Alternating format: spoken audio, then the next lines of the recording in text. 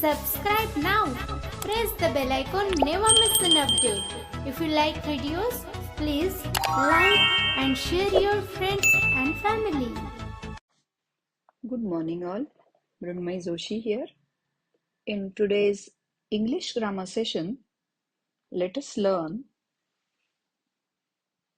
adverb clause of condition. तर नमस्कार, मी मृण्मयी जोशी बोलते आहे आणि आजच्या आपल्या इंग्रजी व्याकरणाच्या सत्रात आपण ॲडव्हर्ब क्लॉजेस अर्थात क्रियाविशेषण उपवाक्यांचे नवीन प्रकार शिकणार आहोत.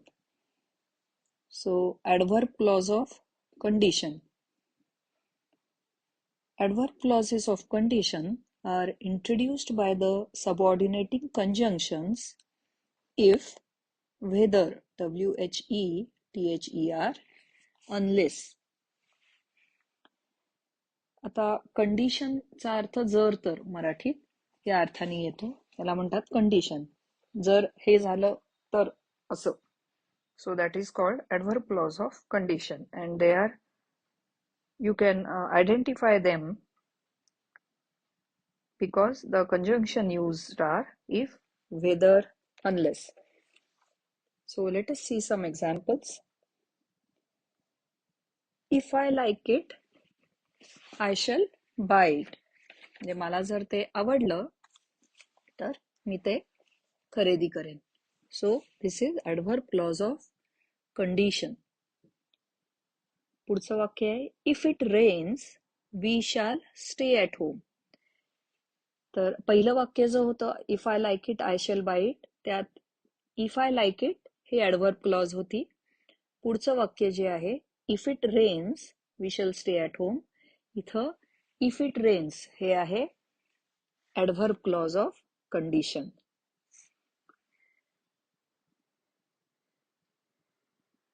नेक्स्ट वाक्य बघूया.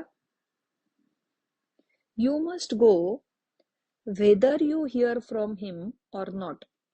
तर त्यात यू मस्ट गो हे मेन वाक्य आहे आणि whether you hear from him or not ही आहे ॲडव्हर्ब क्लॉज ऑफ कंडिशन.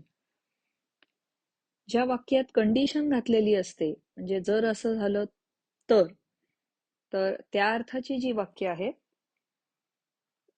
उपवाक्य जी आहेत, जे क्लॉजेस आहेत, जे व्हर्बला वाक्यातलं जे वर्ब असतं, क्रियापद असतं,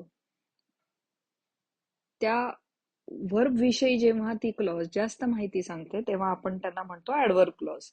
आणि इफ, व्हेदर, अनलेस ह्या गोष्टी काय दर्शवतात तर ती कंडिशन दर्शवतात त्या वाक्यातली, त्यामुळे ते असतात ॲडव्हर्ब क्लॉज ऑफ कंडिशन. आता अनलेसचं एक वाक्य बघूया याच्यात.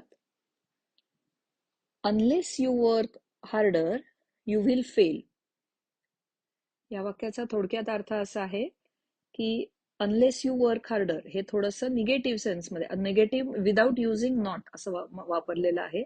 अनलेस यू वर्क हार्डर, जोपर्यंत तू कष्ट घेत नाहीस, वर्क हार्ड करत नाहीस, यू विल फेल. तर अनलेस यू वर्क हार्डर ही यातली ॲडव्हर्ब क्लॉज ऑफ कंडिशन आहे.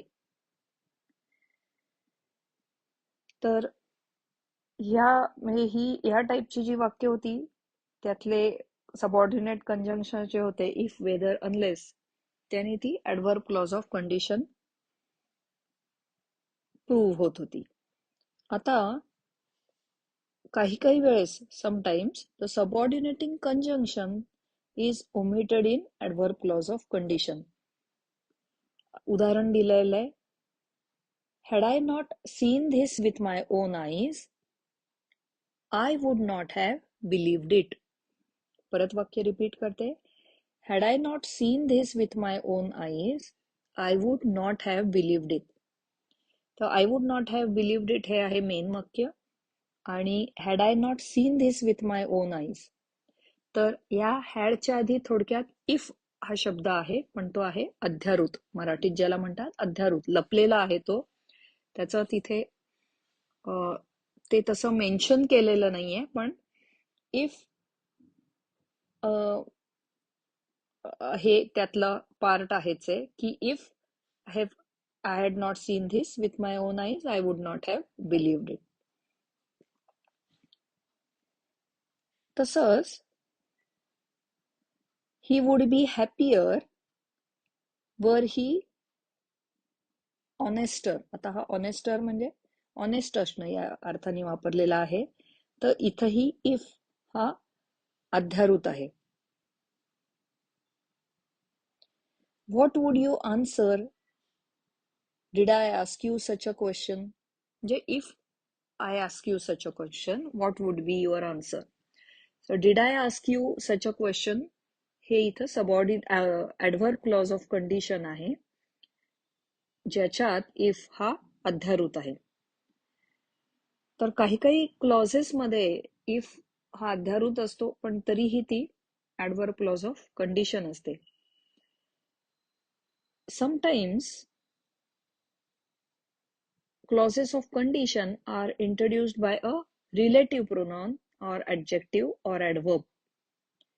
For example, whatever. आता हा whatever नी हे वाक्य कंडिशनला टाकलेलं आहे. कसं ते बघा. whatever happens keep calm. म्हणजे काहीही झालं तरी शांत राहा. whatever happens ही यातली आहे adverb clause of condition. Whatever may be the result, I shall refuse. आता ह्याच्यातही whatever may be the result ही आहे adverb clause of condition. अजून एक वाक्य सांगता येईल. whichever road we take, we shall be too late. इथेही whichever road we take ही आहे adverb clause of condition जी हे जे शब्द आहेत whatever, whichever याने ती इंट्रोड्यूस झालेली आहे. So right now we saw adverb clause of condition. Next time we will see adverb clauses of result or consequence. आज आपण adverb clause of condition शिकलेला आहोत. पुढच्या वेळेस आपण adverb clause of result किंवा consequence बघूया. So that is all for today. I hope you have understood this. Thank you. धन्यवाद.